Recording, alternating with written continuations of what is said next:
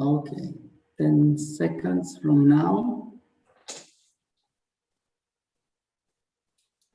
And we kick off with the video.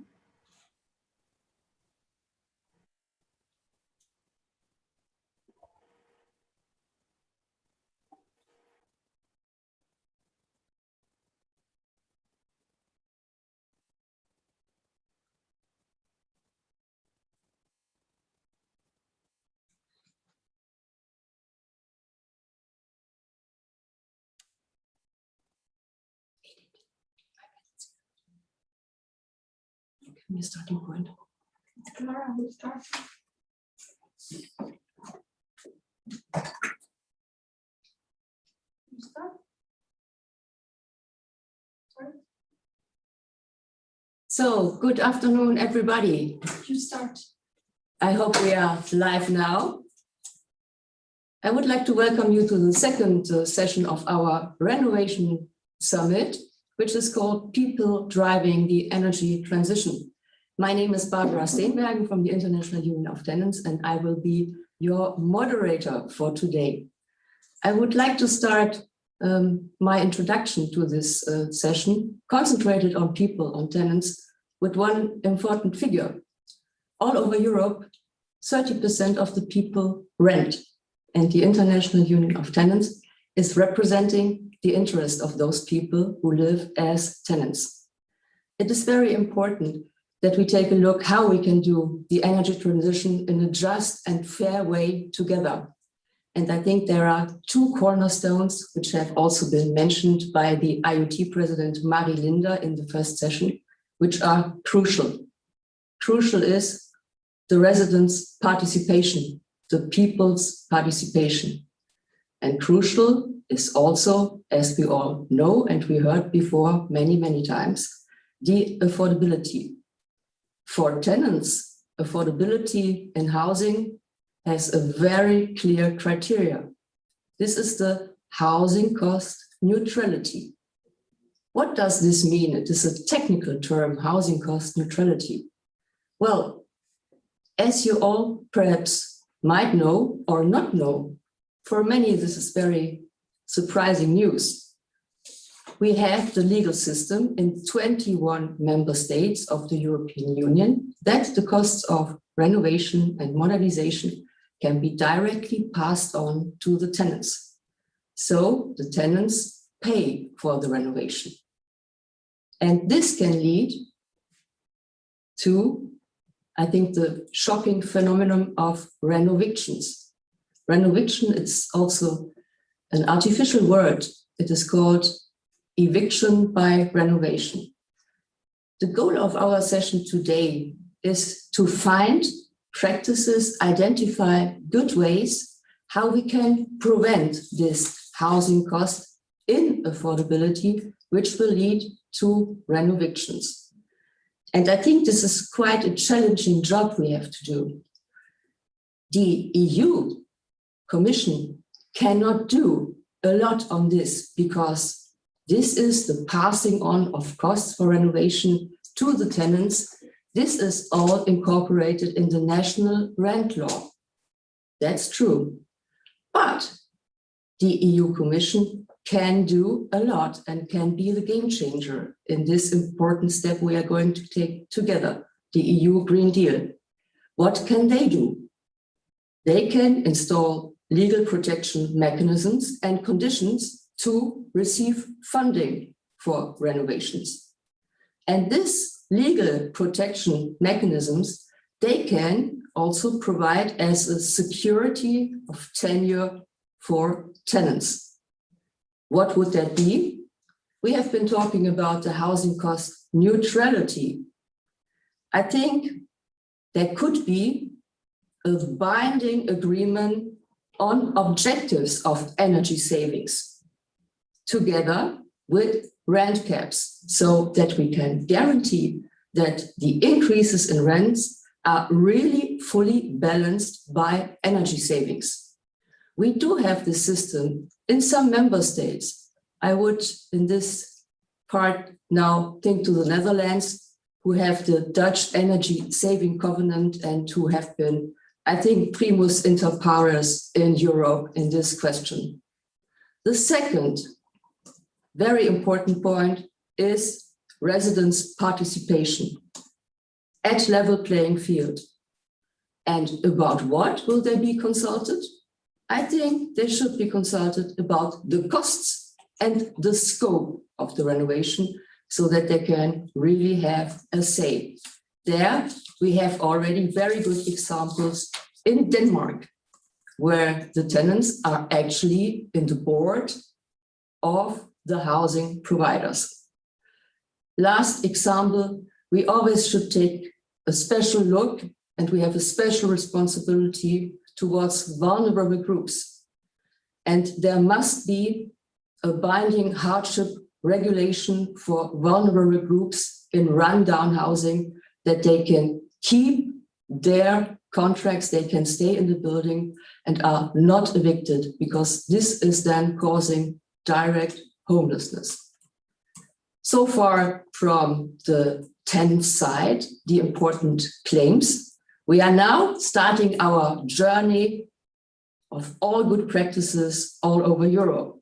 We will start in Germany, then we will go to Spain, we will go to Estonia, Sweden, and at the end, we will end back in Belgium.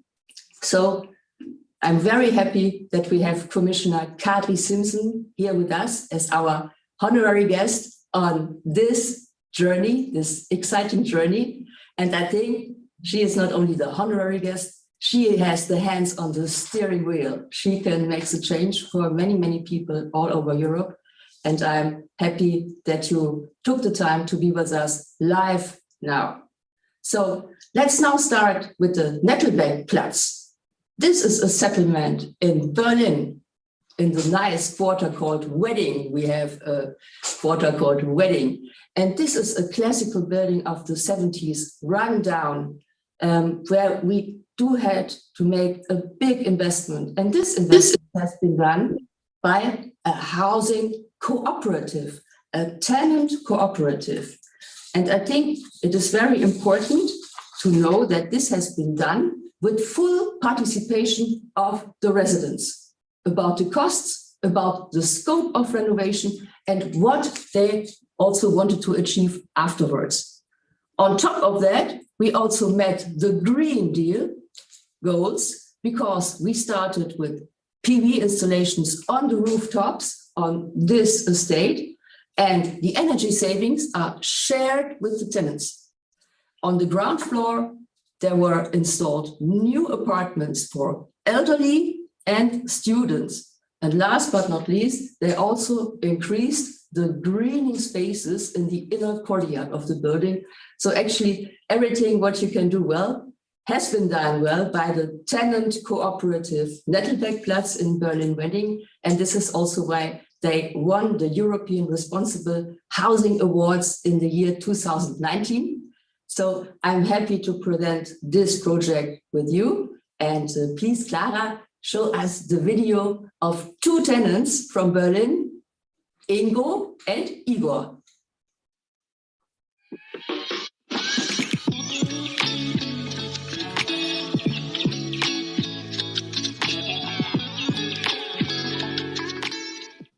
I live here for more than 40 years, and in the same frame I was a member of the settlement committee, and so I have a good overview of all activities in the last 40 years here. After I moved in and other students in the students' apartments, it was really easy and to become, like, let's say, really a member of this community. It was so easy to make a lot of connections with different people living here. Then I really got interested in this project because I'm working in a social area, and we make a lot of project seminars.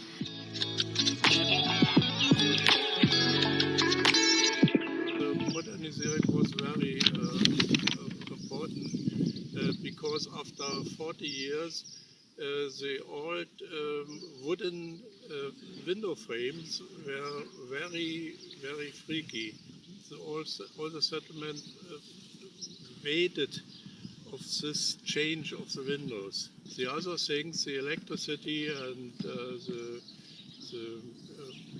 ventilators of heating.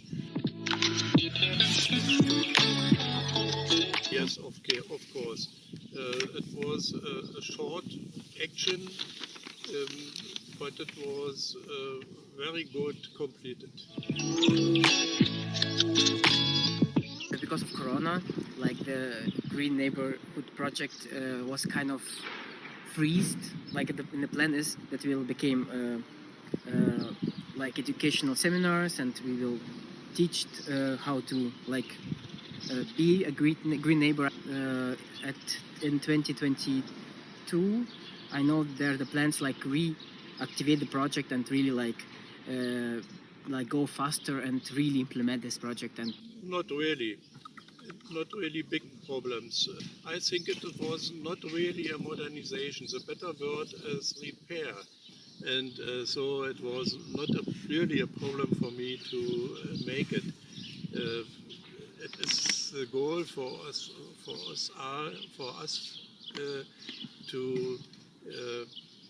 to reduce the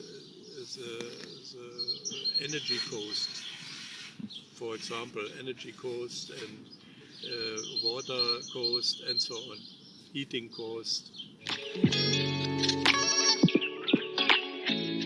Mutual interest into the community which living here, to the neighbors, and because it made a lot of fun to be like talk and be already like so fast after just few months, like really be involved, working in a social area. And it's really interesting for me and really important that this kind of projects which help people to aware attention or become more like aware to the problem which surrounding us. Also consumption, how we consume resources, to become more aware about it. It's like really interesting and important, that's why. Yes, it was my motivation. I was 40 years here in the settlement committee, and it is my goal to have not so high costs for water, heating and so on. Complete new is the outdoor.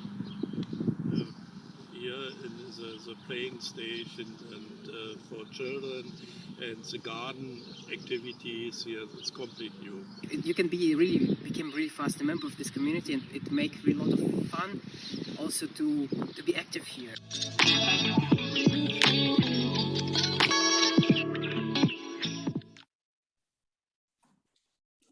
So this was the news from Berlin Wedding. I think a very challenging project. For us, it was especially, I think, very, very well done. How to build a bridge between the younger generation and the older generation living in the house. So between the students and the seniors, they built up really a golden joint action together and really took the possession of their building. They felt really responsible for the next steps. And I think this is a very crucial point in residents' participation, because this is pure empowerment. I would now like to give the floor to our esteemed guest, Mrs. Kadri Simpson, Commissioner for Energy of the European Commission. We are extremely happy that you are here. Mrs. Simpson, you have the floor. Thank you, Barbara, and good afternoon. Good afternoon, ladies and gentlemen. It's a great to be speaking with you today, and I'm very happy not to be the first one to speak today, because listening to the experience of the tenants in Berlin is extremely important for what we are discussing this afternoon. And we say that home is where the heart is. And when we speak about the Green Deal, we talk about a decarbonized economy, but also about climate neutral Europe by 2050 and a reduction of 55% of emissions by 2030 already. And these goals are incredibly important for Europe. But we need to realize that these are real people behind these numbers. So let me bring you through what supporting people means in real terms when it comes to renovation. First, supporting people looks like understanding the challenges they face, and that extends to energy poverty. Energy poverty is a very complex issue. Many factors come into play, including low income, high expenditure on energy, and poor energy efficiency. But in the end, it results in one of the most serious societal issues, and it has detrimental long-term effects on individuals, but also to the economy and the planet. Right now, 1 in 7 EU citizens live in places where the quality is not of a high enough standard. That could mean leaking roofs, damp walls, or rotting window frames or floors. And I'll admit that I'm shocked by such high figures in this day. And the situation is not good enough, and we can't waste any time. We need to find the answers to 2 questions as soon as possible. And these questions are, why is this happening, and how can we fix it? Right now, the EU legal framework is looking into the first of those questions. One of the basic principles of the renovation wave is to protect the right of everyone to have affordable, livable, accessible, and healthy housing. And we must ensure that energy performing and sustainable buildings are the new normal.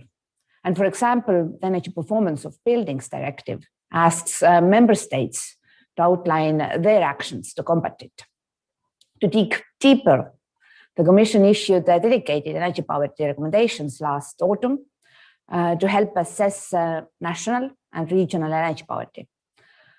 Low-income households may be forced to live in cheaper buildings, but what they save on lower rent or capital costs, they risk sacrificing with their health and monthly energy bills in low-performing housing, locking them deeper into energy poverty. And while they are stuck, our digital and green transition cannot go ahead full speed. Europe needs to be an example of a successful transition that supports the uptake of renovation solutions by vulnerable populations. And this must happen taking full advantage of the union funding programs and citizen engagement. The municipalities, civil society, and private sector entities are best placed to use local renewable energy sources and to reduce energy bills.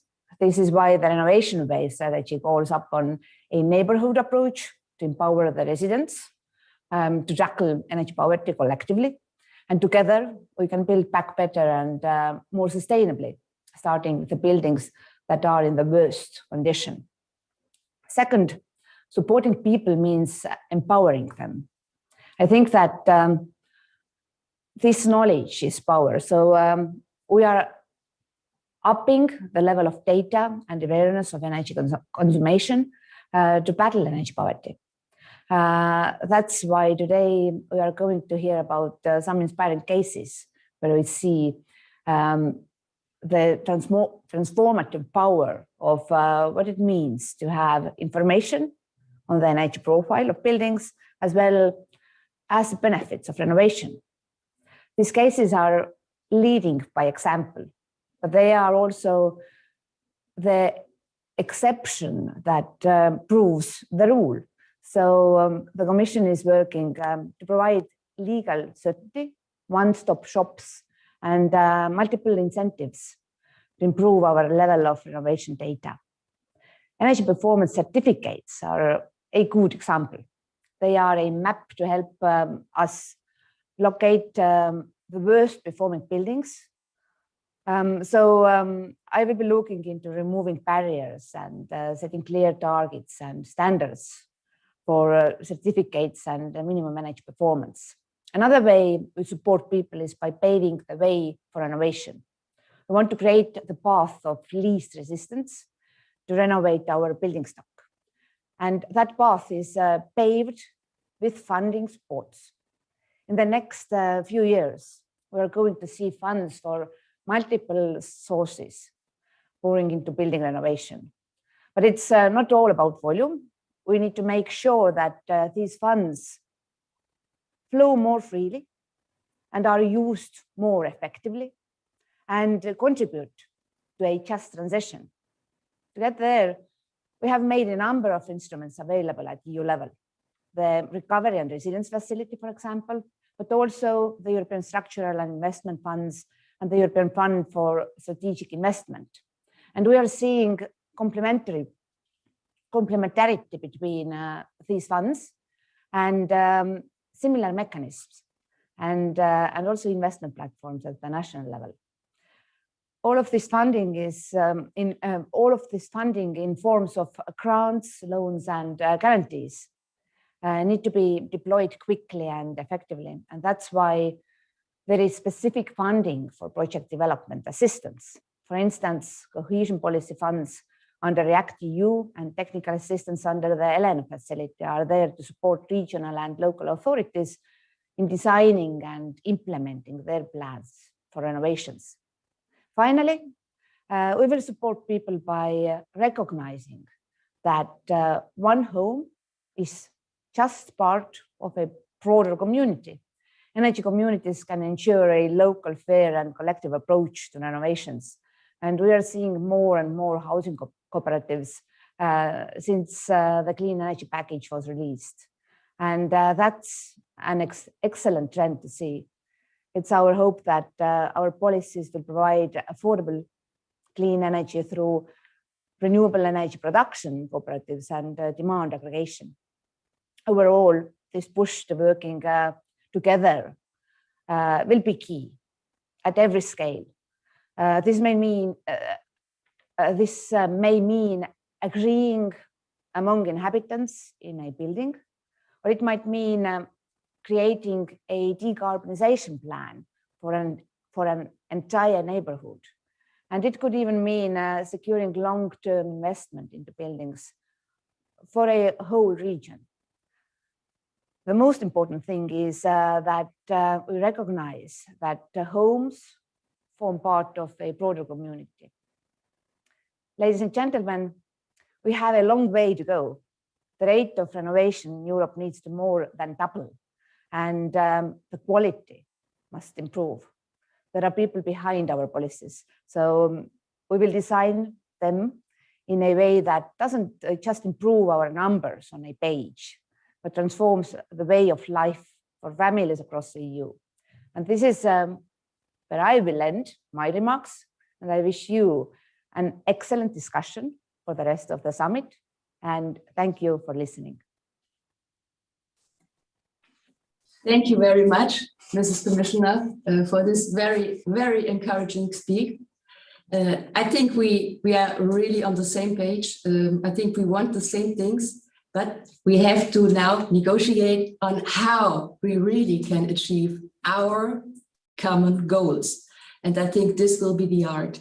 So the recommendation from us, from the Tenants Union, is really to incorporate the principle of housing cost neutrality in the energy legislation of the European Commission to come. So I'm talking about the Energy Performance Buildings Directive. I'm talking about the Energy Efficiency Directive, and of course also the Renewable Energy Directive, because we are talking also about a carbon-free Europe.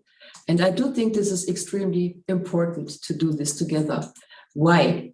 Why haven't we been so far as we want in our way towards a carbon-free future? Because we see in many, many cases, unfortunately, funding has been capitalized by those who should not capitalize this. I think we have to take a very close look at the regulations in order to secure that all this funding that will come from the European Union, but also from the member states, also from the local authorities, from the cities, that this is ending up in savings for the tenants, for the residents, because otherwise, as I told you before, they will have to pay the higher rents, and many will not be able to stay in their homes, which they especially now, desperately need in these times of pandemic. So very happy to go this way with you together. I'm absolutely encouraged about your speech and your dedication. And please be sure that we will stand on your side to achieve these common goals, to have a fair and just transition, that people can live in green and clean and safe and affordable houses. I think this is the game that we have to play together. And I'm happy that we are starting this now. So, Mrs. Commissioner, we are at your disposal any way you want it. And now would like to introduce our next speaker. We are now going to a journey to France, to the beautiful south of France, Valencia. I would like to introduce Alejandro Gomez to you. He will tell us about an entire energy project of an entire city. So how to change a city towards the Green New Deal goals, taking the residents with you. Alejandro, your turn, please. Thank you, Barbara, and good evening to everyone. So, as Barbara was saying, I come from Valencia Climate and Energy, which is a municipal foundation of the municipality of Valencia, and we basically implement projects related to climate change and to the energy transition. And should I share my screen with the presentation? I guess so. Please do so, please. Okay, so I guess you can see it already. So I wanted to talk today mostly about the participative energy transition roadmap that we are developing in the city of Valencia under the project, the European project Tomorrow. The main objective of this project is precisely that, to develop the 2050 strategy and long-term roadmap of the city, but in a participatory way. So in collaboration with the citizens, with the stakeholders, and with everyone in the city. So as we were saying, we need to collaborate in order to reach to actually reach the objectives that we want to reach as a city. While we do this, while we develop our long-term roadmap, we actually want to do some other things that are even more interesting, as to build a city alliance, so to actually involve everyone and get them participate in the energy transition, and then also to start talking about demonstration projects. So not to only think about the long-term strategy, but to act now, because we need to act now and be ambitious now.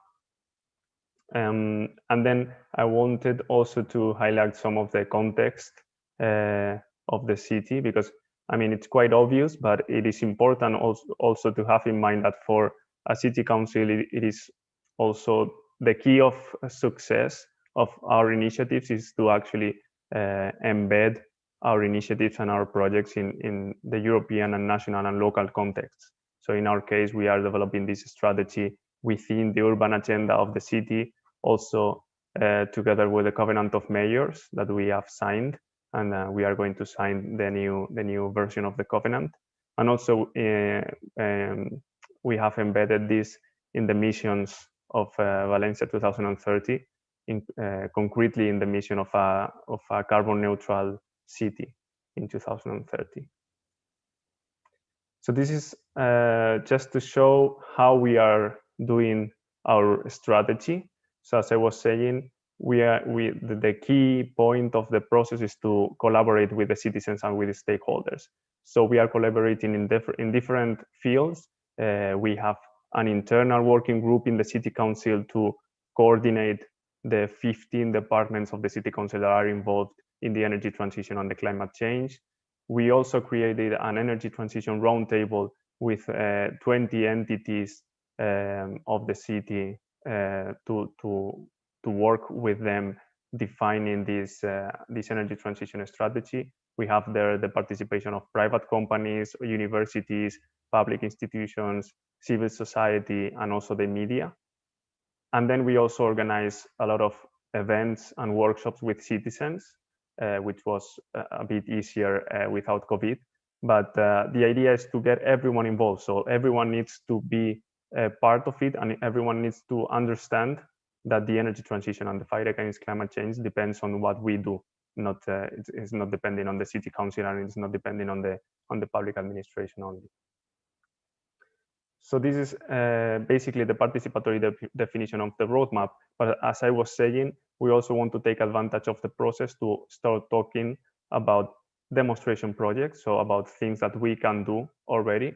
So this was just to show that one of the first things we did with the entities that we are collaborating was to identify 6 main big pilot projects that represent what we understand for the energy transition of the city. So let's not only think about the 2050 vision and objectives, but let's think about the projects that we can implement right now and that are representative of that vision of the 2050.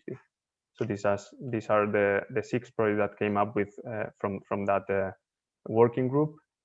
Of course, as you see, one of them is the buildings energy renovation.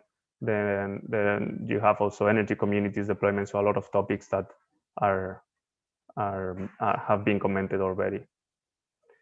And I wanted to spend a couple of minutes to talking about what we do in the Energy Office of Valencia. So besides the long-term planning of the city, as I was saying, we think it's important to be close to the citizens to actually motivate their participation in the transition, but of course to motivate the participation, for instance, in the renovation of the residential sector.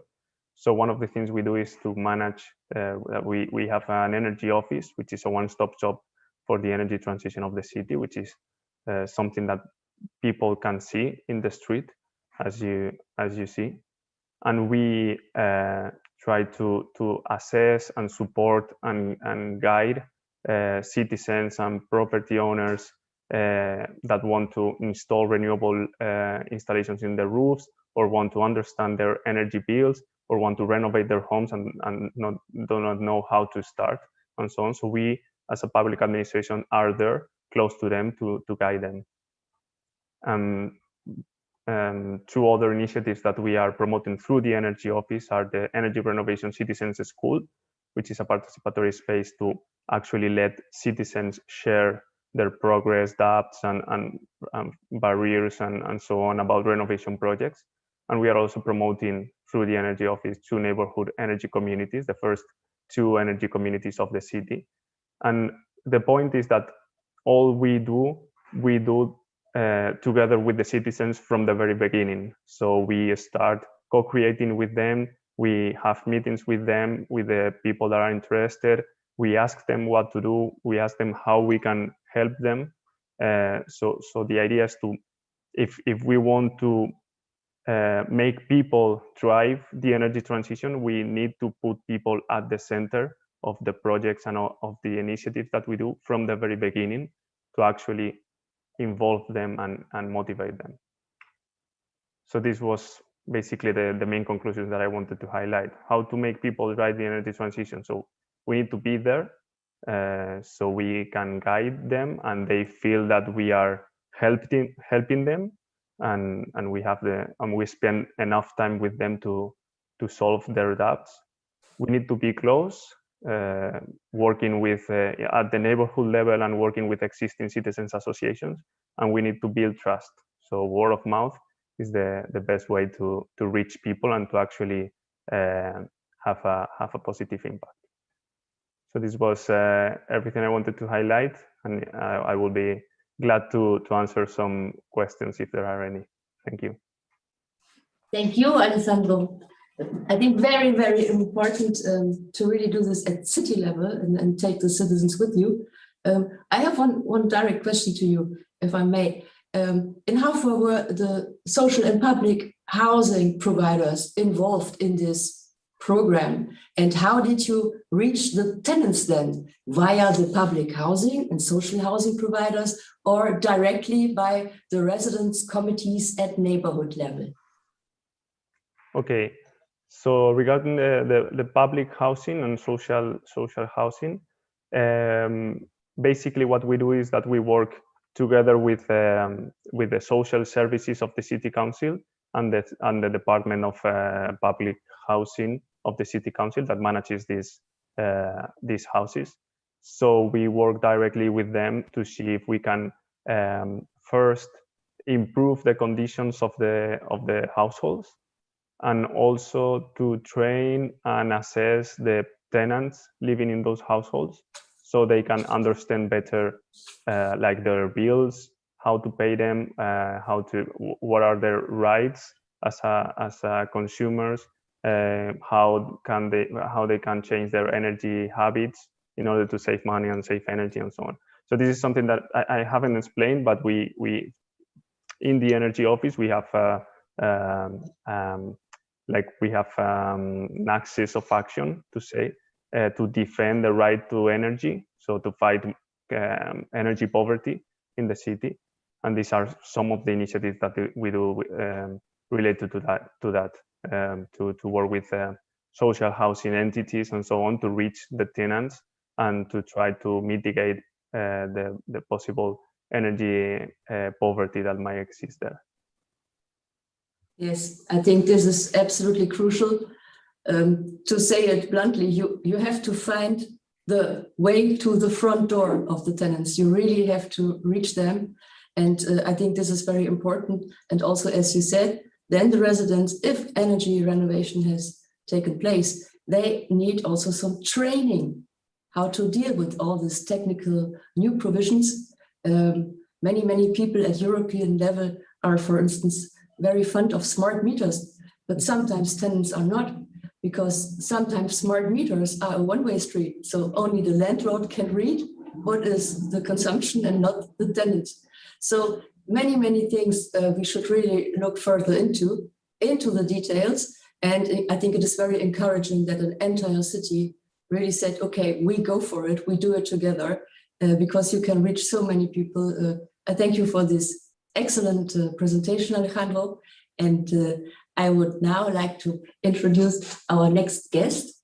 And she is coming from Estonia, Anu Sarnet. I'm very happy to have you here. You will tell us a little bit what is happening in Estonia with regard to the neighborhood renewal for homeowners. Because, of course, in Estonia, there are not so many tenants, because after the fall of the wall, a lot of the former public housing was privatized to the tenants. And now they are homeowners, and sometimes we say they are poor homeowners. So how can we help them? Because there is a big trap in energy poverty, especially, let's say, in the prefabricated old houses that we knew from Central and Eastern Europe. If there hasn't been a constant investment, they are sometimes very run down, and there you have a splitted ownership in one block. You have sometimes 120 owners. And how can they really make this renovation all together when there is a new heating needed or a new roof? I think one of the most crucial questions of the future. Anu, the word is yours. Tell me about how you made this energy renovation program in Estonia. Thank you very much, Barbara. Thank you for this good introduction, because you basically already targeted all the challenges we are having in Estonia. I'm now trying to share my screen. Let's see how it goes. Okay, so hello everyone. Good afternoon, and thank you Housing Europe for organizing this very excellent event, because it's really important to exchange knowledge and experience when we're all working for the same target, the same renovation wave and energy transition. I'm talking about experiences we are having in Estonia and some plans we are having for the future. The organization I'm representing here, Estonian Union of Cooperative Housing Associations, actually behind this long name is the Federation of Apartment Associations. We are NGO working across Estonia. We have offices in different cities in Estonia, and we are member organization. Our members are apartment associations, which are also NGOs in Estonia. I borrowed one sentence from the long-term strategy for building renovation of Estonia, which says that successfully renovated buildings in the neighborhood have an important influence on the launch of new renovations. So basically, these housing estates we have, these huge housing estates, are the places where we actually visually see this renovation going on. When one apartment association is starting, the next are taking over and the renovation goes on. In my very short presentation, I'm looking very briefly where we are today in Estonia with this renovation process. We share some experiences our organization have in involving apartment owners and apartment associations.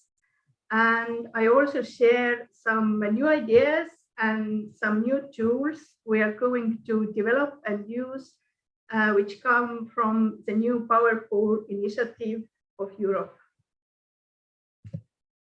So very briefly about Estonia.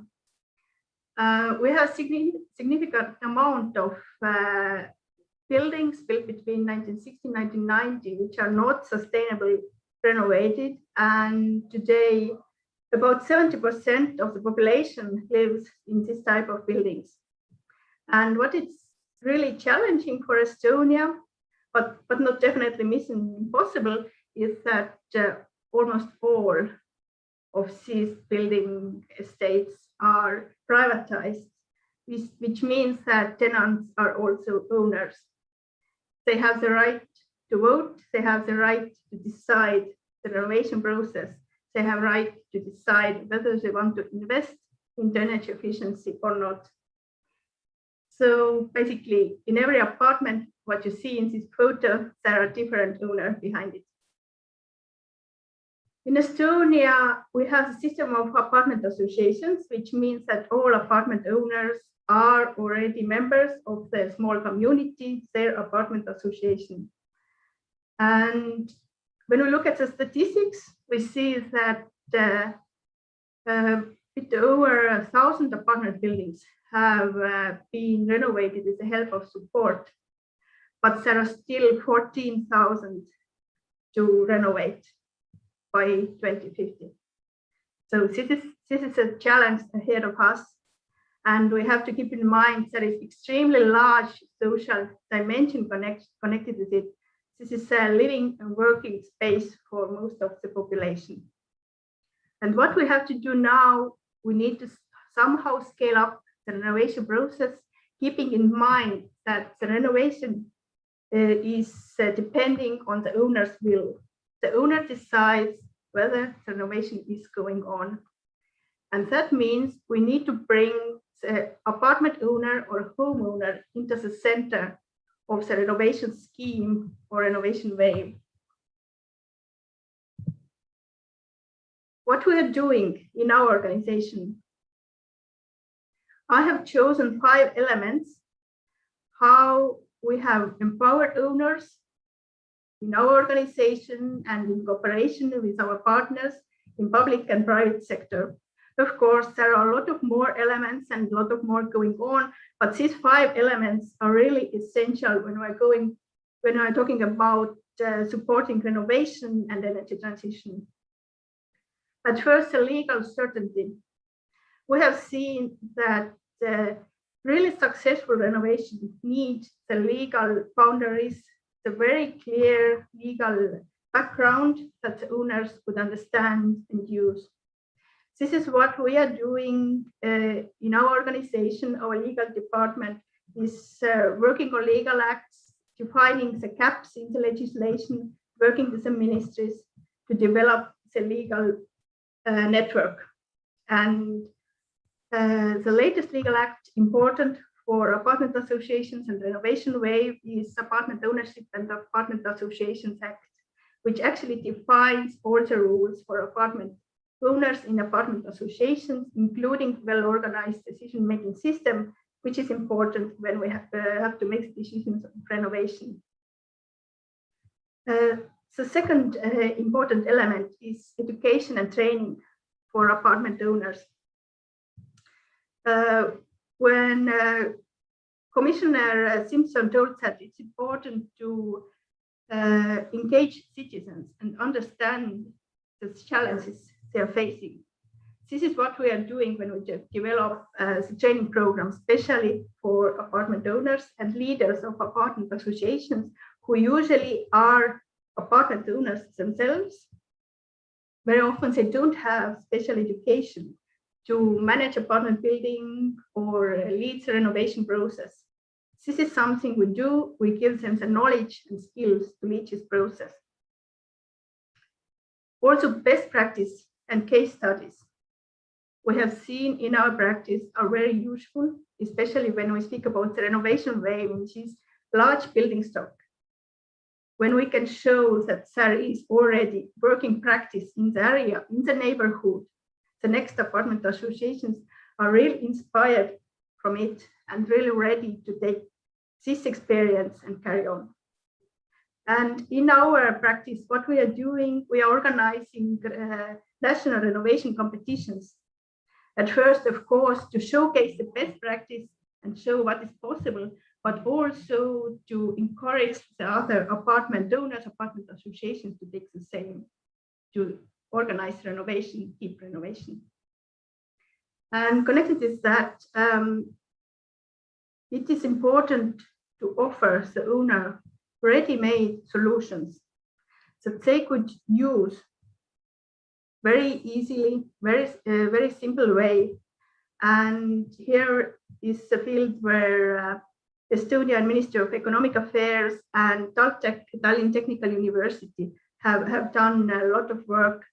And there are really a list of different ready-made solutions available. But just two examples here. For example, solutions for mechanical ventilation system, which is important when you want to apply for financial support in Estonia. Or the picture here is about renovation with using prefabricated components. So this type of renovation makes the renovation process really simple, really quick, and really easy for apartment owners to organize. And last but not least, actually contrary, financial incentives.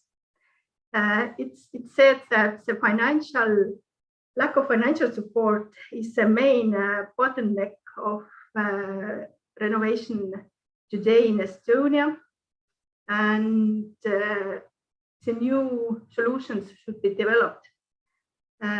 Actually, what we have found in our practice is that the financing is very complex. It's not about the money. It's only about the money. It's also about counseling services for apartment associations. When you open opportunity to apply for money, you also have to give the knowledge and skills how to use it and what you are able to do with it. And this is where our organization is stepping in. Here are just some examples from Foundation Credex, who is offering different financial tools for apartment associations in Estonia, for example, renovation support for full renovation and loan guarantee for financing renovation-related work. These both tools or financial measures are directly targeted to apartment associations, which again brings us back to the first point, legal certainty. When the legal basis is strong, you can build up the financial incentives on it. But now, if we have all these elements here, and actually these elements are working in Estonia, but still we have huge amount of buildings that we need to renovate, how to scale up. There are discussions going on how we can convince the new owners, how we can engage the new owners to renovate. But here today, I would introduce two tools which come from the new Power Pool initiative. this is a European project, European initiative, which aims to develop support programs for energy for households in energy poverty. And what is important here, and which really connects into the situation in Estonia, is that the power pool positions the citizen at the heart of the solution. And in Estonia, the most important tools from power pool will be the network of certified energy supporters and mentors and local energy poverty office. The energy poverty supporters and mentors is new concept for Estonia. These are people who come from the same neighborhood, the same community, who will be trained to counseling the other members of the community, to support them when they have to make decisions about the renovation, who have the background knowledge and who can offer different solutions that the apartment owner can choose or apartment association can choose from. So this is really your next door neighbor who has the knowledge, and you can ask from, what should I do with my building? How can I achieve affordable energy efficient housing in my building? And local energy poverty office is the concept of one-stop shop. This is a place where interested individuals can find information on energy efficiency measures.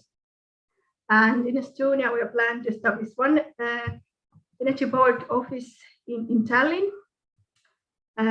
But as you can see in PowerPool network, we have 8 pilot countries, and these tools can be slightly different in these countries. And you're very welcome to check out our webpage, powerpool.eu, to look what's going on. And of course, you can follow our social media channels where every day new information is coming up.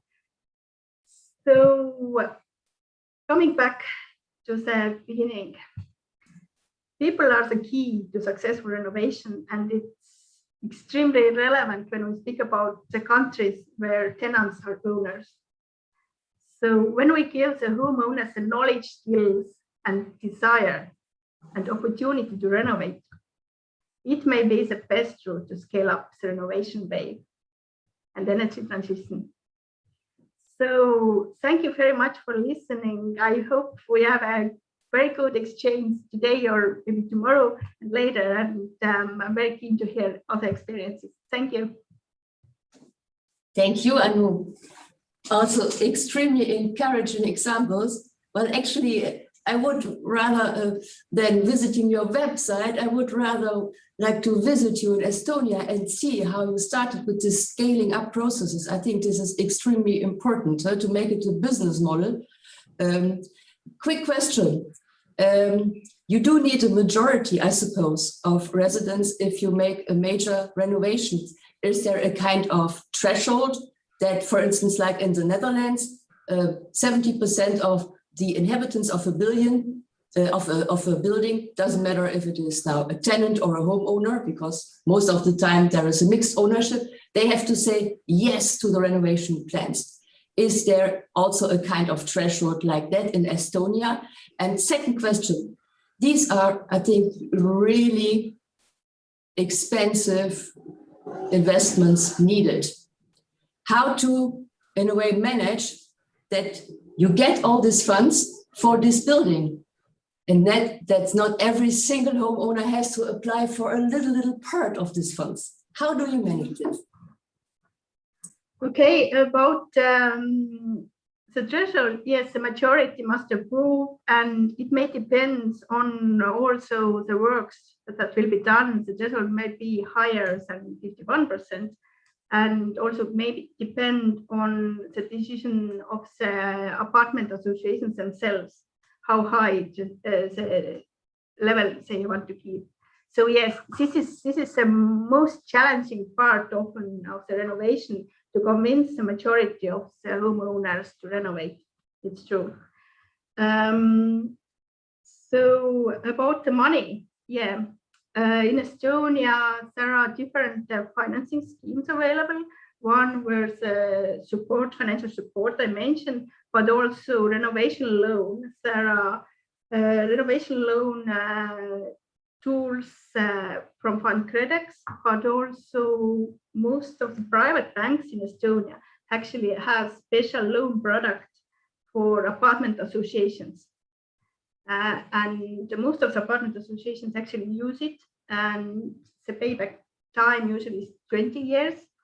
And it actually helps because you can achieve more from the renovation than the payback time. Of course, there are problems. It depends highly on the region where your building is located, because in rural areas where the price of the real estate is low, it may be that you're not really qualified for the bank loan, but the support measures from state level are available there as well.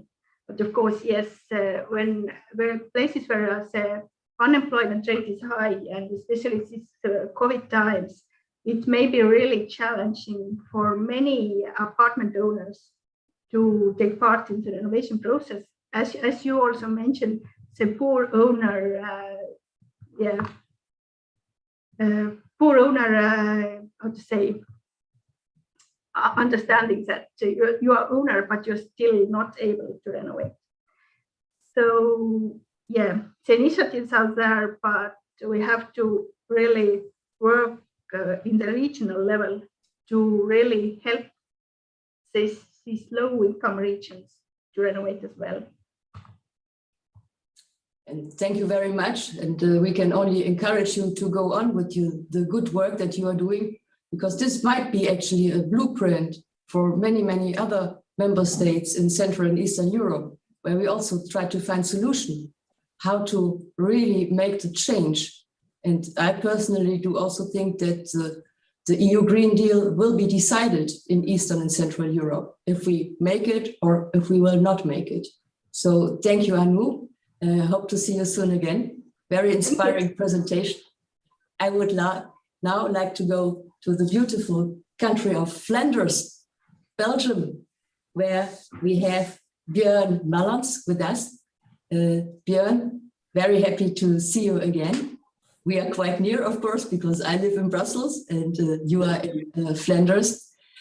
I know that you say in Belgium, there is a certain characteristics of the inhabitants of Belgium. They seem to have a little brick in their stomach. So actually, Belgium is one of the countries where home ownership is very, very valuated. But you, Björn, with your Flemish Housing Association, you are a landlord and you are renting out to tenants. And obviously, tenants like to rent your apartments. And this may have something to do with, I think, very, very inspiring and good projects that you are doing. You will tell us now a little bit more on tackling energy poverty through residents' participation and renovation together with tenants. And I think there is a lot also on prosumer models with photovoltaic, PV. I think one of the models of the future that also the commissioner, Kadri Simpson, mentioned. So Björn, please tell us more about your super project.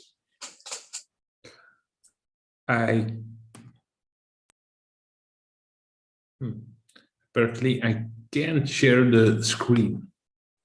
Okay, now I can. Thanks. So let's do that.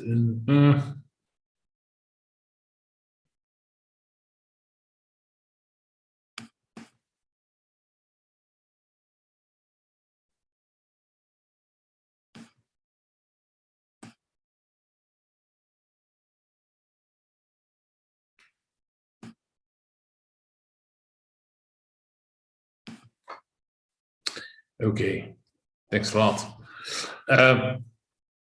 You see my presentation? Always a bit of a... Yes. No. No. I think it's very important. It's what we're trying to do at this moment in Flanders. It's not a country yet, whatever. It's a part of Belgium, of course. What we try to do is with the Aster project is to see in what way we can help tenants, but also housing companies, because you have to look at the both parts, in my view, of the image. And what we try to do is to help people in a broader way to see if it's possible to reduce the energy they need, and of course also reduce the bill they have to pay at the end of the month. So that's what Aster is. You see it's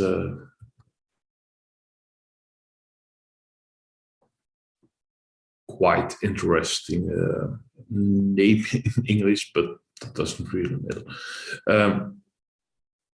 What's very important for us is that the people are the tenants are the central part of what we try to do. So it's not about some big scale corporation scheme. It's really about trying to give our tenants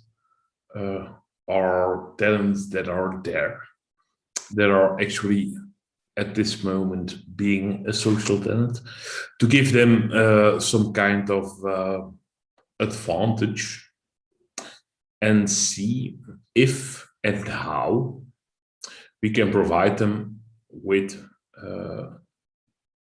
an interesting model, ways of solar energy, which is in a way not so easy as it sounds, to be very honest, because we have got quite some changes the last couple of years in ways of solar energy.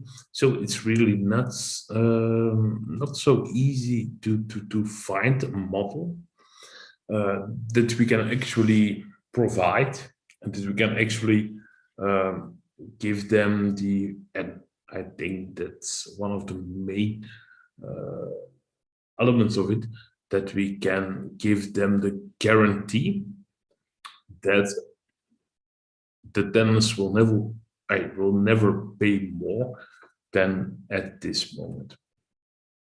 So that's just an idea about the magnitude of what we're trying to do now. Just to give you an impression, the volume of solar panel installations that we are planning in Aster is the total amount of installations that have been done in Flanders in 2017. So it's quite a lot. And we want to do that for the social tenants at a large scale. I think it's very important. But at the same moment, we have to communicate that. We have to translate that. We have to translate what we are doing.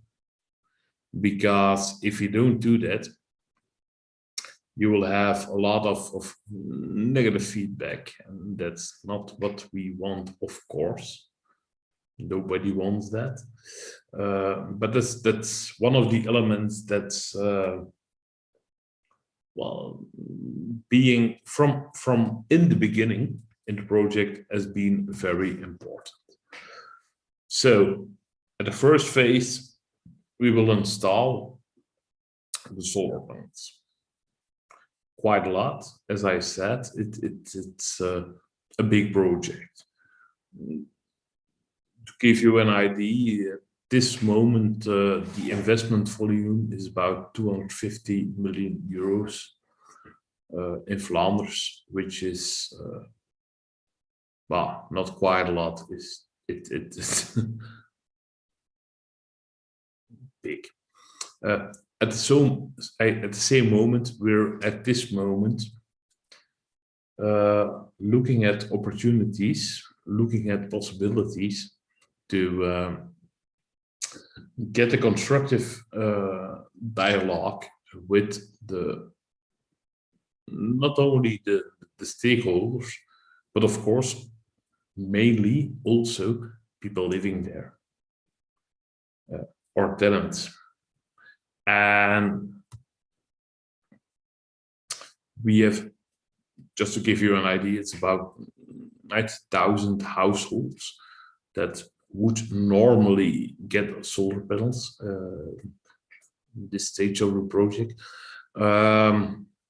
But we're putting a lot of effort, a lot of time to see how we can communicate this in a positive way.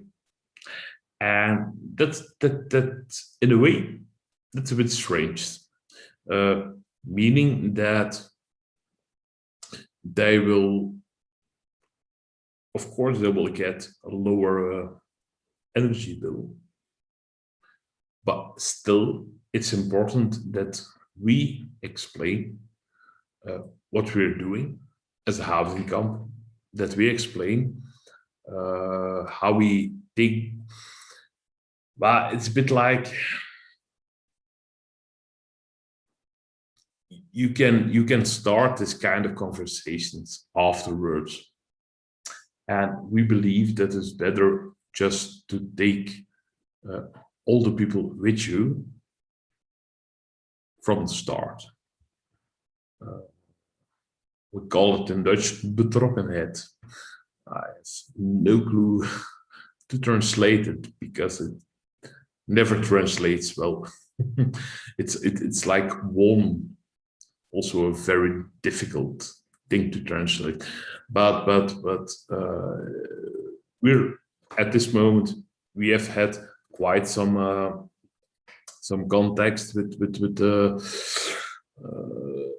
tenant union and with the representatives of the tenants. So I think it's very important. What's also very important, and that's more like from a view of a direct communication part, is that, well, the direct use of energy. The more you use directly, the better those installations give you a benefit. And there are a lot of differences. I mean, I have no clue how the solar energy works, for instance, in Estonia. But mainly, what I see is that it's very important that you try to push people to use as much as energy at the moment that is produced. So, which also takes a lot of skills and a lot of communication to make people clear that is the way what I have to do. And like, I mean, we used to have in Flanders, for instance, we had a night tariff and a day tariff. So everybody in Flanders did put on their washing machine in the night because it was cheaper. Well, if you have direct consumption from your solar panels, well, it's of course cheaper to do it at the moment that the sun is shining. So those are a lot of things, a lot of well, expectations, a lot of challenges we have to face. So we try, and let's hope that we will actually manage to reduce the energy cost of the social tenants in Flanders by a lot. Because we believe that in the end, that it is cheaper. And we also have a general scheme where we try to provide from the general model a kind of, we call it solar bonus. So if we actually make a kind of profit at some moment from the after project, we will try to distribute it to the social tenants. And I still believe that indeed, that's the last slide, that involving social tenants is the key to the success, because nobody knows better how and why and whatever to live in social housing than the people actually living there.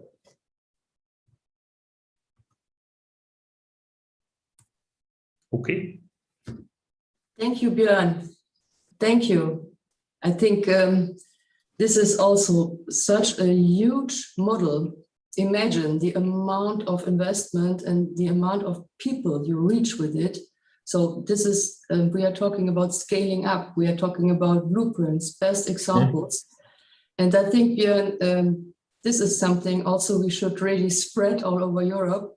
For us, it is extremely important. There are some, let's say, sharing models, especially of PV installations to the tenants, but sometimes it is not working as well as it was intended to work. So you are now in the field work there, you can see this, and I think this is really important that you share, let's say, the follow-up of your project with us, because I think it's very encouraging. And again, this prosumer models, I think they will be the models of the future. And this is actually the way how you involve your residents and your tenants in really saving energy. So thanks for this great presentation. We'll surely do so.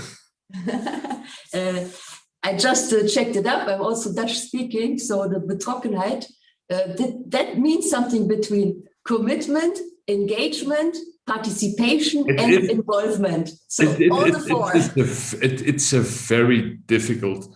That's why I said it. I mean, it's a very difficult word to translate. It's yes. the same, to be very honest, like wonen. Yes. Wonen is also. It's not housing. It's not living. It's not. It's more than a roof over your head. This kind of things. So, yes. Yeah, sorry. No, thank you. That sometimes we need to have a Dutch exchange, huh? But now, I try it's coming now. It's no. Swedish. Thanks a lot for giving me the opportunity to say my things. And great pleasure, Jan. I'm now asking to come to Peter Höflund to take the floor. We are now going to Sweden. I can see him on the screen, so he is ready. So Peter is telling us something about the Home Builder project in Sweden, also a project that has been awarded by the European Responsible Housing Awards, which we will also have again in the year 2022. Dear friends and colleagues, join us. Peter, tell us a little bit about the Home Builder project, and you think you have also some interesting material. You brought a video, is that right? Peter, the floor is yours. Thank you so much. Good evening, and thank you for this great summit. My name is Peter Hovlund, and I work as a district manager at Örebro Bostäder with special responsibility for two of our northwestern districts in Örebro. Örebrobostäder is a public non-profit housing company owned by the Örebro municipality. We have about 23,000 apartments, which make us the largest property owner in Örebro, but also one of the largest municipal housing companies in Sweden. Our mission is to offer and develop attractive housing for people with different needs, different dreams and goals. Our goal is not to be like other housing companies. We have been innovative and we have been taking huge responsibility since the start, and we continue to be committed and drive development forward. We have taken a deeper social responsibility, and our ambition is to be involved in developing Örebro for many years to come. So the area Vivalla is a part of Örebro. A majority of the residents are born outside of the Swedish borders, and even more have a foreign background. We have a higher proportion of long-term unemployed people in Vivalla than in the rest of our city. The district of Vivalla grew during a time in Sweden when we built a lot of homes in a short time. And now, 50 years later, all houses are in great need of renovation. Our strategy now is to try to use the renovation as a way to create better socio-economic conditions. We have a long way to go, and it will take time and it will cost a lot of money. So we have to make sure that we are doing the right thing. Obviously, then the thoughts and the ideas from those who live in the area today are mixed with research from other companies and cities that have made the same journey. According to the Swedish police definition, Vivalla is a deprived area. What characterizes a deprived area is that it has a low socioeconomic status, where criminals have an impact on the local community. The impact is rather linked to the social context in the area than the criminals intend to take power and control the local community. But we must also remember that even though many residents express that they feel insecure in their area, they also thrive very well. They thrive with their neighbors, their friends, and they are grateful that it is so green and nice in the area with a lot of bushes and trees. So, and now to our renovation project. A great need for renovation in combination with social challenges was the starting point, and the ambitions were high. Inspired by the great change work that Örebrobostäder has driven in other districts, we wanted to create modern houses and a more attractive district with increased social sustainability. Several studies and surveys were done to give us the best possible basis for the work. Long-term perspective and clarity were pointed out as success factors, as well as the importance of political consensus. The surveys amongst all of Örebrobostäder's residents showed that Vivalla was perceived as by far the least attractive area. Half of the respondents spontaneously mentioned Vivalla as the worst possible housing alternative in Örebro. Only 5% of those surveyed could imagine living in Vivalla. Crime, insecurity, and a high proportion of immigrants were mentioned as the main reasons for the negative image. When the renovation was to start and it was time to procure a contractor for the renovation, the idea was formed that we, as customers, would make demands on social sustainability from a new perspective. Our wish was that unemployed residents in the area would get an internship or work in the project. Our choice of contractor fell on Skanska, which took on the challenge with great curiosity. The concept of the home builders was created. So and now I will show you a short video interview with one of our home builders. So here we go.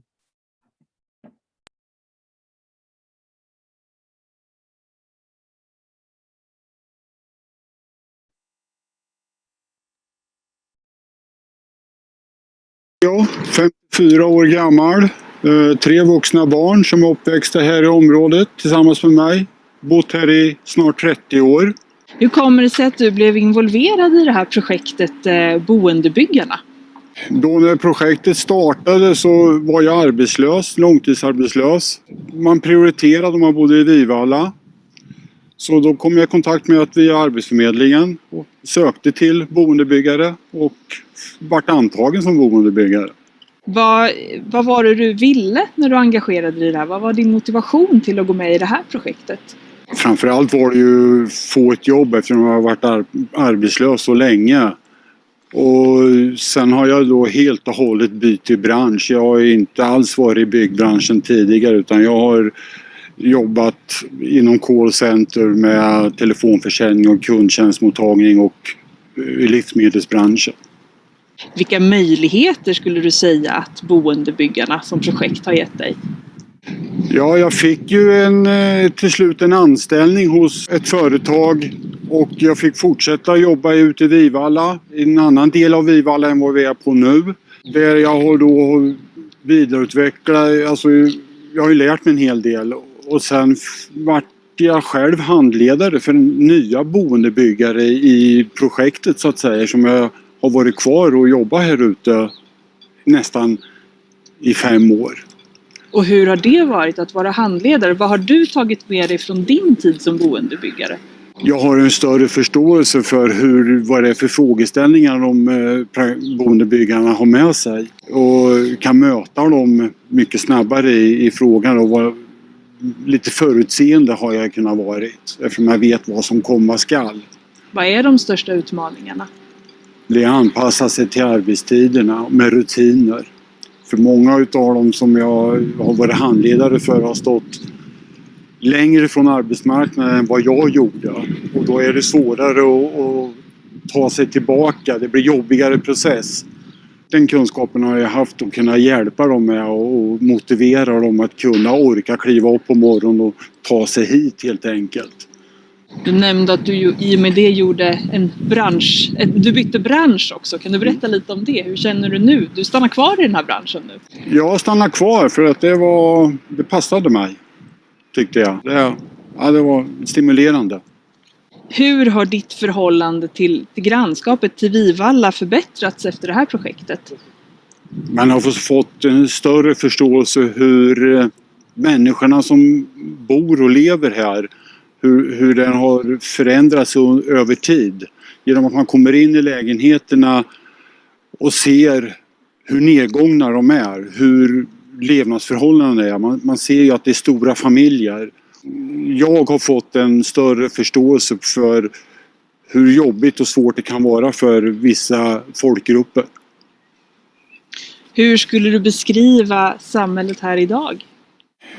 Ungefär som det alltid har varit. Alltså möjligheter finns. Alltså de människor som jag träffar och känner här, de ser inga omöjligheter. De är stolta för sitt område precis som jag har varit. Som jag har bott här så länge så det blir nog ännu stoltare och mer vi-känsla när man har fått vara med och göra om lite. Tack!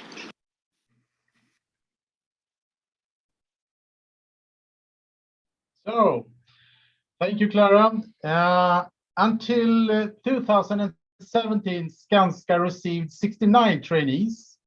At the survey, at the end of the period, 33 of them had gotten a job or started an education. And now in the second stage, the project has received more than 10 trainees. So over the years, the project has changed depending on what the labor market has looked like. Some years there were many people with high education, but who have difficulty entering the Swedish labor market.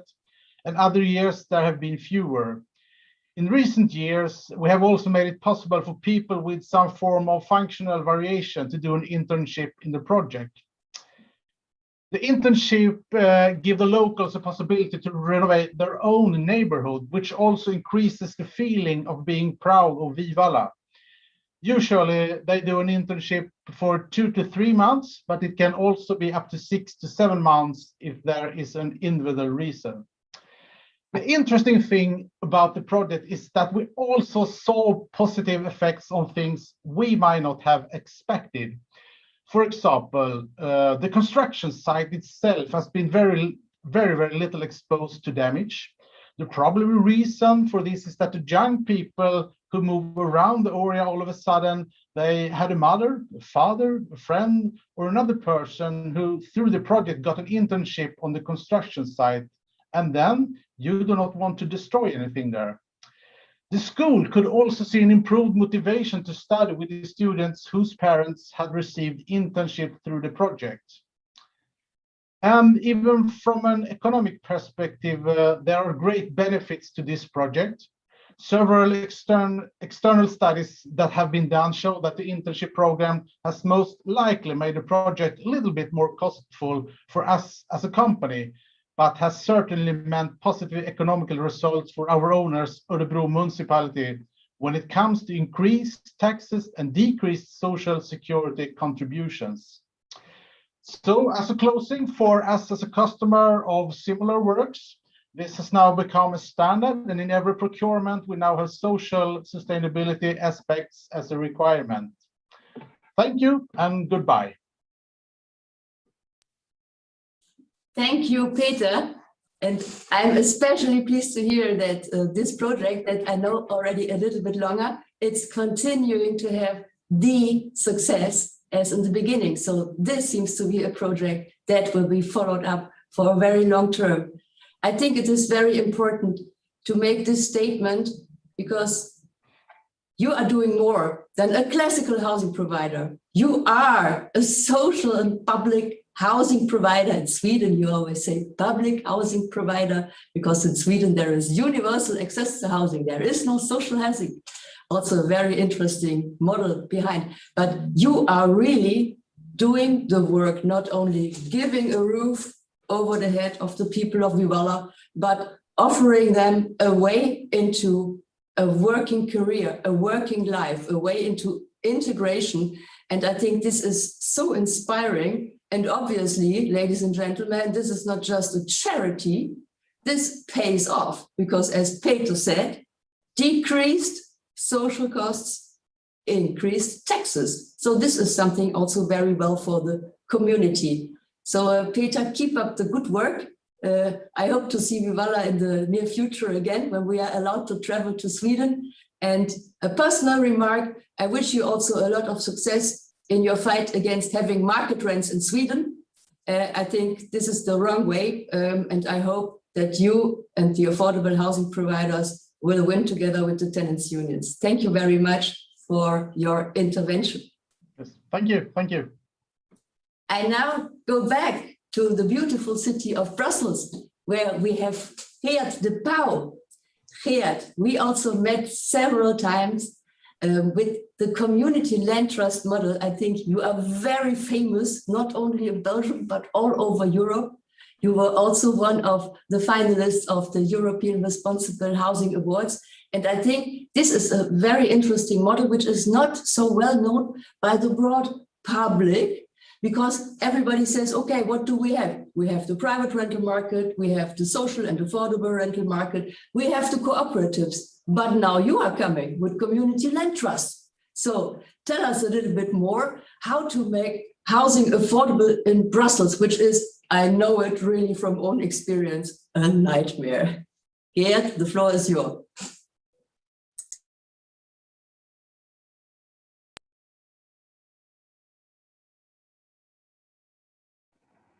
Geert, your microphone is muted. Hi, everyone. Thanks for the invitation. My name is Geert de Pauw. I'm a coordinator at Community Land Trust Brussels, and I'm here today with Aisa Dmam, who is one of our residents and has been a long-time board member and also in charge of the management of the housing project. So both of us will explain you how we treat the energy issue in our projects.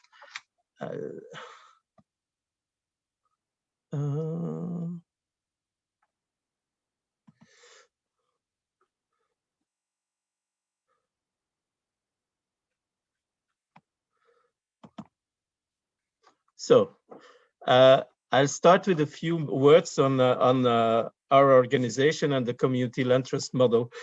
Community Land Trust Brussels is an organization that produces affordable housing for low-income families in the Brussels region, and we apply the Community Land Trust or CLT model. In this model, residents become owner of their homes while the land remains in the hand of the land trust. By doing so, the homes become affordable since the owners do not have to pay for the land. And also, this enables the CLT to ensure that the homes remain affordable forever through an innovative resale policy. In order to guarantee permanent affordability, owners commit themselves to selling their homes at a limited resale price. And as the owner of the land, the CLT is able to control the resale conditions and guarantee permanent affordability. Residents can therefore build up equity as owners while the homes remain forever affordable for low-income families. Another important aspect of our operation is the participation of the residents, both in the development and the management of the housing projects and in the governance of the organization. The board of the directors of a classical CLT is made up of 1/3 residents, 1/3 representatives of the community or the neighborhoods where we work, and 1/3 representatives of the government. Future residents are also involved in the design of the homes. As the owners, they will later also be responsible for the maintenance of their homes and for the management of the co-ownership. Well, compared to the other speakers this afternoon, we are a small and young organization. We were founded almost 10 years ago on the initiative of some community organizations that wanted to contribute to solving the housing crisis in Brussels. We are financially supported by the Brussels regional government, which provides us with funds for the purchase of land and for the day-to-day operation of our organization. Today, 3 housing projects representing 50 homes are occupied, and another 50 homes spread over 2 projects will be delivered the coming months, and another 100 or so homes are under development today.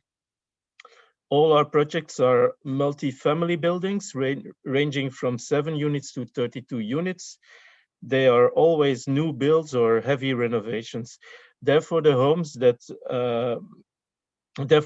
must meet the highest energy standards.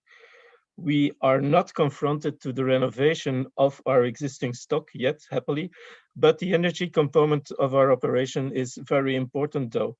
In Brussels, all new homes have to meet the passive standard for several years now. Training and guiding residents so that they are able to use and maintain their homes correctly, therefore, is an important challenge for us. Our participatory approach is a good base for working on this. The creation of Community Land Trust Brussels is, among others, the result of this project in Molenbeek that is called L'Espoir. 2 community organizations and the Brussels Housing Funds and 14 families in housing needs who were looking for affordable housing joined forces to develop this project. And it is 14 affordable owner-occupied homes. This project was also developed in a very participatory way, and it is also, and this is important, the first collective passive house, passive building in Brussels. We decided to opt for a passive building because at that time there was funding for pilot projects who were ready to experiment with this new technology at that moment. And we were pioneering because the residents were accepted to take the challenge because this would give us some financial opportunities. And also, of course, because we hope that it would give us the possibility to have lower energy bills.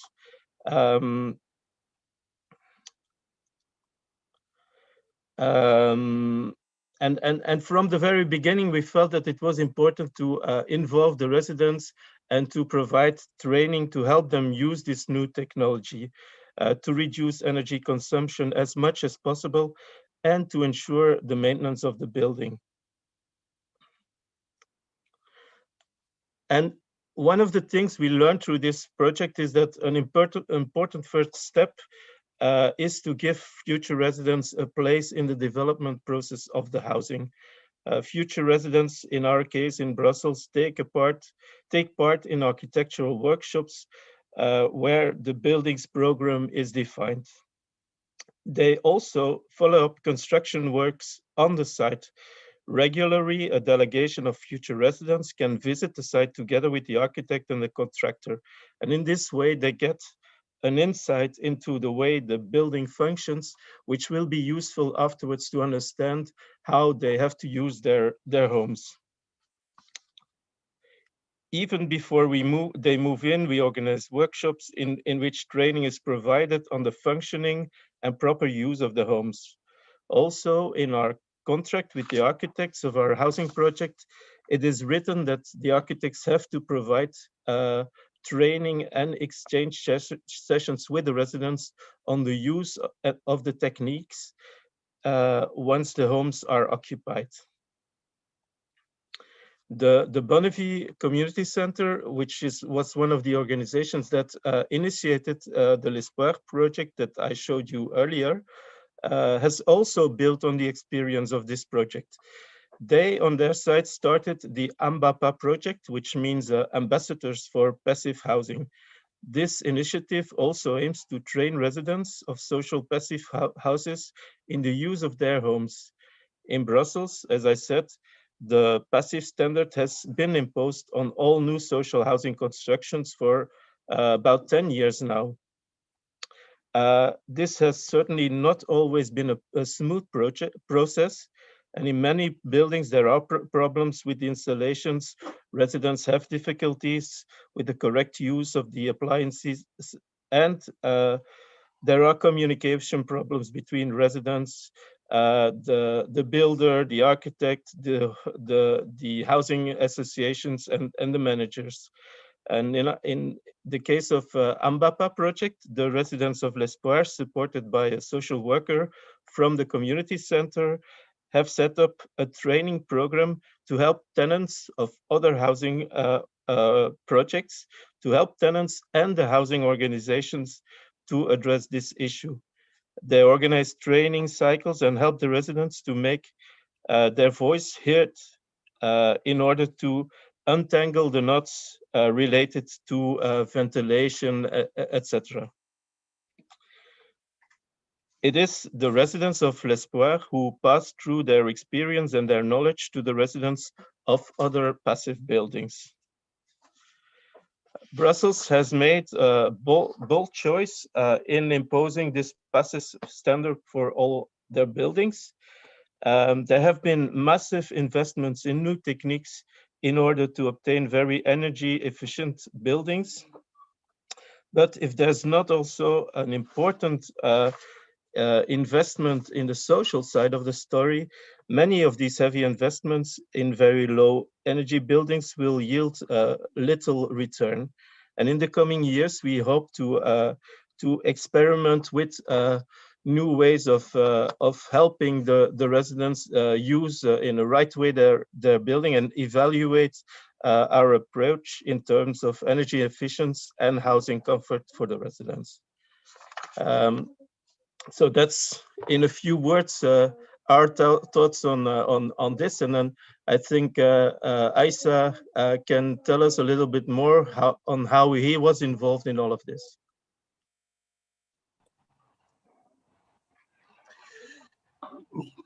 Bonjour tout le monde, désolé de m'exprimer en français. Geert apparemment va traduire. Voilà, bonjour tout le monde. I translate what Isa is telling us, and he excuses for using French. Voilà, bonjour tout le monde. Je vais apporter un regard voilà, d'une personne qui a bénéficié d'un logement CLT à Bruxelles. Et je n'ai pas revenir sur certains aspects qui ont été abordés par Geert. Oui, Geert. So Isa will explain his experience with a CLTB and will not come back to what I said. Le logement est un grand problème à Bruxelles et pour les ménages à faible revenu, c'est un calvaire. C'est un calvaire. Pourquoi? Parce que voilà, il y a 50 000 familles qui sont inscrites sur les listes du logement social qui n'arrivent plus à répondre aux besoins. Il y a également les loyers qui sont exorbitants, qui dépassent dans la plupart des cas la moitié du salaire du ménage. Et voilà, quand le modèle CLTB est arrivé ou a débarqué à Bruxelles avec le travail que Geert avait mené avec d'autres personnes, c'était un soulagement pour beaucoup de familles à Bruxelles. So Isa insists on the how big the housing problem in Brussels is. There are more than 50,000 families, households waiting for social housing on the private market, where most of the families have to find a home.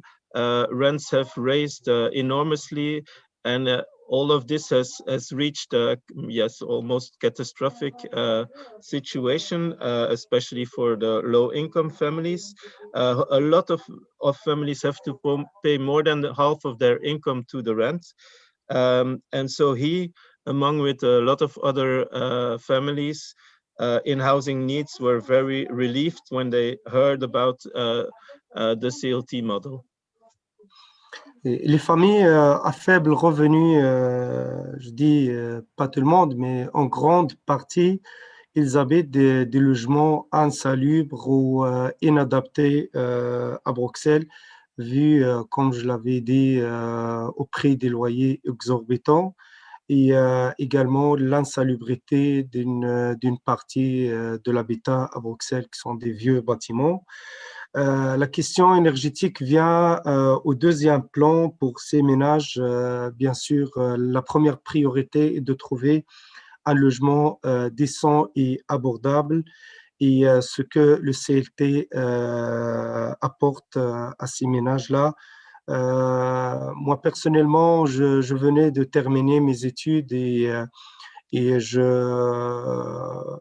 travaillais à temps partiel à l'époque. C'était voilà, j'étais père de famille aussi, une fille.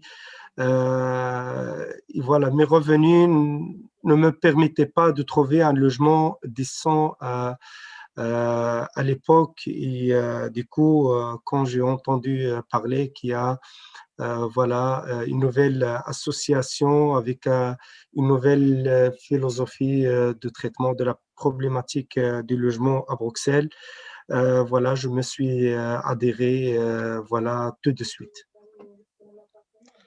So Isa says that when he applied for CLT housing, he just finished his studies. He had a part-time job. He was father. He had children in charge. So his first priority was to find affordable housing.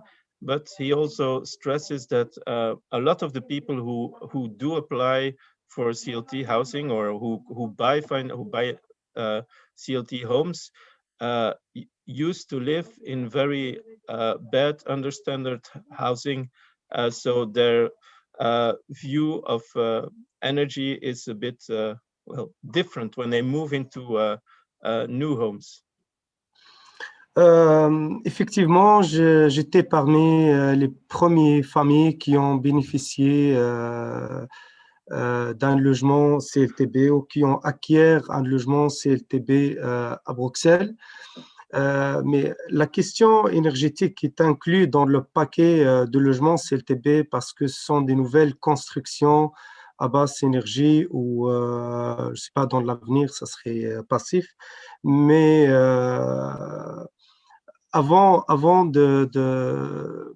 d'occuper l'appartement, nous sommes passés par un certain nombre de sciences, d'informations sur la question de la gestion du budget, sur la question énergétique, sur la question de la gestion de la copropriété, sur la vie du quartier, les écoles, les crèches, les associations, etc.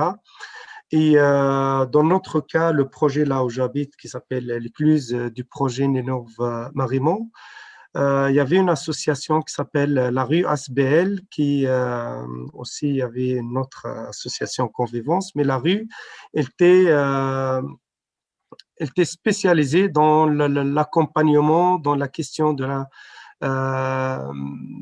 énergétique. Par exemple, je me rappelle à l'époque, ils nous ont montré quels sont le genre des lampes adéquates en termes de consommation et des lampes LED qu'il faut faire dans chaque pièce, dans le couloir, etc. Comment utiliser le chauffage de manière idéale à ne pas trop consommer d'énergie. Également, voilà, comment utiliser de manière idéale la ventilation mécanique, etc. Mais c'était vraiment quelque chose de nouveau pour nous parce qu'on habitait dans des appartements, voilà, simples. Il y a pour certains qui habitaient des logements avec beaucoup d'humidité, d'autres avec de simples vitrages, d'autres il n'y avait pas de chauffage central. Alors, comme j'avais dit, la question énergétique venait au second plan, mais quand on est intégré dans un groupe d'acquéreurs CLTB, la question énergétique, il est là, bien entendu, elle est posée à chaque stade avec les associations partenaires. So, working on energy is part of what CLTB does. When we entered the project, we have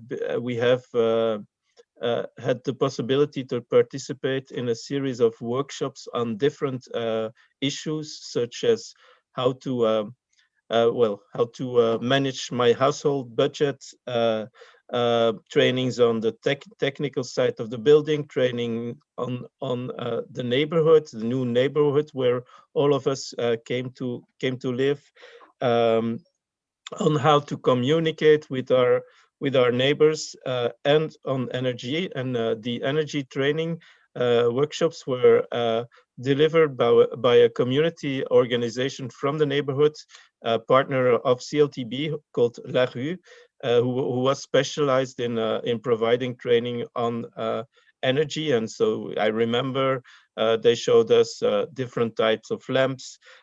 They showed us how to use the heating system or the automatical ventilation system. And this was especially important because many of us lived in very bad housing conditions, and we were not used at all to this kind of homes and this kinds of techniques. Notre groupe, qui est l'ACP L'Écluse, qui est la copropriété L'Écluse du projet Nénov-Marimont, nous avons décidé il y a un an exactement d'installer des panneaux solaires dans notre bâtiment, ce qui nous donne un autre avantage en termes de consommation énergétique verte dans le bâtiment. Et nous continuons à discuter aussi ensemble et d'entretenir l'installation du chauffage pour qu'on puisse pas consommer beaucoup de gaz pour chauffer le bâtiment. Également, on parle de la manière de chauffer nos appartements de manière qui nous permettra de laisser l'appartement chauffer, mais également de ne pas consommer beaucoup d'énergie. So 1 year ago, together with the other homeowners of our project, we decided to install solar panels, which was an important decision for us, and will be a possibility to again reduce energy consumption. And also we meet regularly with the condominium meetings, the apartment building, all the residents, and one of the topics is always the energy. We try to look for ways to manage correctly the energy installations of our building. Thank you very much, Geert. Thank you very much. Merci beaucoup, Monsieur Dumam. Je vous en prie. It was a pleasure to learn about first the model of community land trust, but also to have a direct statement of the residents telling us very clearly how important it is to have the residents and the tenants' participation to make the green change, to make the change towards more energy efficiency and affordable housing and the housing cost neutrality. So thank you very much for joining us. Who knows, perhaps there's a possibility to meet in person, because I'm also based in Brussels. So Geert, Monsieur Dumam, merci beaucoup. Vraiment, félicitations. Un grand projet, je pense. Now, without further ado, because we are a little bit over the time, but I think that's understandable because it was really speaking from the heart. Everybody spoke from the heart and everybody had such challenging, encouraging, great projects. I think it's fair if you give a little bit more time for this. I give now the floor to Sorka Edwards, Secretary General of Housing Europe, telling us about the next steps of the affordable, social and responsible housing providers. And I want to finish my presentation with saying thank you very much to the entire team making this housing renovation possible. The speakers, but also the team behind. It was a big pleasure to join you. Thank you very much. Sorka, you're... Yes. And thank you, Barbara, for bringing us on this journey over the last 2 hours. And especially, I think we really have to acknowledge the work of Clara Maffei and Ushe Persai, my colleagues, who really shaped this session. And I think it really has, as you say, been really a heartfelt trip, and with really meaningful input into the process. Let's go back. It seems like longer ago, but let's go back to Kadri Simpson's introduction, where she spoke about the road to success, that the road to success is paved with resources. So, and she mentioned all of the different EU funding available. And of course, this was a very good bridge from the previous session this morning, where we were talking about the recovery plans and the need for funding. But then I have to say that the session itself really changed a little bit of the direction of where this road to success needs to take us. And I think the key message, as all of the speakers have really said, is betrokkenheid. So this word from Bjorn. So it really is about trust, engagement, involvement. I think all of the speakers mentioned those words. Simplification, so getting the legal framework correct so that you can have this trust and you don't over complexify the situation for people living in the homes. And I think what was also very clear to me, that there is quite a gap between the lofty ambitions of the EU Commission and those very complex financial tools and the road to building that trust and getting that involvement. And that's the type of intermediaries we had around the table today. So that's tenants unions, that's CLTs, that's social housing providers, public housing providers, that's homeowners cooperatives, and cities, of course, and authorities. As Barbara said, who is going to bring that to people's doors? And I think that this community of intermediaries that we all represent today, we really have a key role to play in building that trust. That is, I think, going to be really the necessary ingredient for a fair energy transition. And the other very striking message, I think, came through from Sweden, and it was about this we feeling. So make people a part of that. I think that is going to be crucial. We heard how this Swedish public home rental provider is seeing renovation as a socio-economic opportunity to improve people's lives, to give them that we feeling, to give them a reason to get out of bed in the morning. And I think this is how we have to see this challenge as well, as something that can build trust, but also give people pride again in their neighborhoods, pride in the areas that they live. So with the we feeling, the betrokkenheid, the pride, this engagement is definitely going to be on that path, but we can't underestimate the roles, as I said, of these intermediaries. And then to bring it full circle, the finance has to be there. So there's a lot of different cogs turning in this process, and for it to work, they all have to run together. And I will finish there. I think this is that's what's needed on the path to success, is to work together with people, and of course to take the reality check. And I think this was just given to us by your homeowner representative, Gert, and he reminded that, of course, until people have that stability of security of tenure, they don't worry about the energy conditions. So I think if we overlook and we don't take this reality on board that many people in Europe really are facing, many of, and particularly in our larger cities, and that unaffordable housing, lack of very high rents, lack of security of tenure.